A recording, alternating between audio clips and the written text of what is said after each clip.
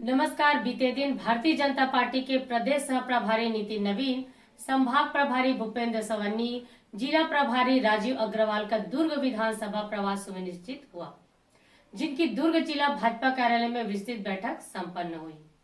विभिन्न विषयों पर चर्चा के साथ आगामी विधानसभा चुनाव को लेकर चर्चा हुई। दुर्ग प्रवास पर रहे नितिन नवीन ने आरक्षण बिल को लेकर राज्य सरकार पर निशाना साधा और कहा कि भूपेश बघेल के दो रूप है, जनता के आगे वे कुछ और है और पीछे उनका कुछ और ही रूप है।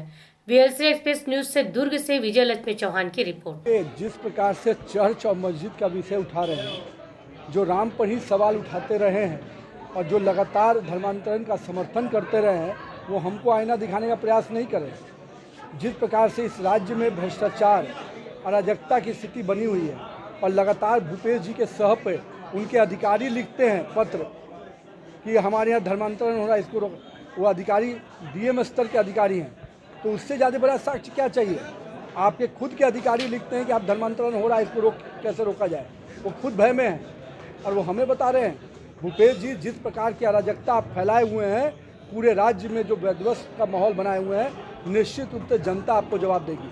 जिस प्रकार से लगातार आप उस चीज़ के, आपके पिताजी क्या कर रहे हैं, उनको आपने सवाल उठाया क्या? हमको आईना बता रहे। पिताजी जिस प्रकार के शब्दों का प्रयोग करते हैं, हिंदू भावना को ठेस पहुंचाने का काम करते हैं, उससे उन्होंने कभी वो देखा क्या?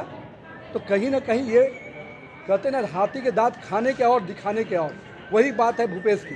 भूपेश बाहर में कुछ और शब्द का प्रयोग करते हैं और अंदर खाने धर्मांतरण को प्रमोट करते हैं। कहीं ना कहीं समाज में व्यवस्था और खास करके जो आदिवासी मूलवासी हैं, कहीं कहीं उन लोगों के बीच में भ्रम का माहौल बनाकर इस प्रकार का चीज़ों को कर रहे हैं। वो अपने जो जनजाति लोग जो अपने जंगल से जुड़े हुए थे, उनको जंगल काट कर उनके समाज को भी और उनके व्यवहार को भी बदलने का प्रयास। पाल एक संवैधानिक संस्था है, वहाँ पर किसी भी विषय को भूपेश जी को तो ये बताना चाहिए, जहाँ पर उनको वकील खड़े करने थे, अपने आप को नान घोटाला के लिए आपको दर्जनों वकील खड़ा करते हैं और आरक्षण के विषय को बचाने के लिए कोई वकील आपको पास नहीं मिल पाता है, आपके सक्षम वकील भी खड़े नहीं हो पाते। मैं इसीलिए कहता हूं कि भूपेश के लिए एक ही शब्द है, हाथी के दांत खाने के और दिखाने के और।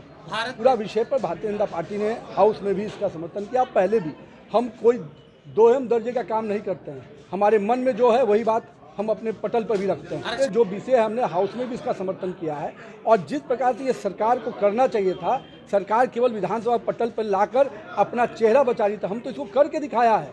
बहुत स्पष्ट है, आप चेहरे पे जा रहे हैं, हम कमल के निशान के साथ जा रहे हैं। हमने 13 पे आ गए कमल के निशान। पहले कमल किसी भी राज्य में 15 साल हम सरकार में रहे, यही तो हमारा इतिहास है ना। 15 साल कोई रह के तो देखे।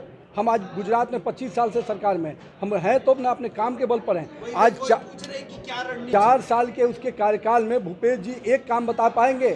भ्रष्टाचार को, अराजकता को और जंगल को जिस प्रकार से छेड़ने का काम उन्होंने किया, जिस प्रकार से माता बहनों पर शोषण करने का काम किया, उनके पास क्या ट्रैक रिकॉर्ड है? हमारे पास तो आज भी है कि गरीब तक घर का अनाज पहुंचाने का काम हमने किया, गरीब को आवास देने का काम हमने किया।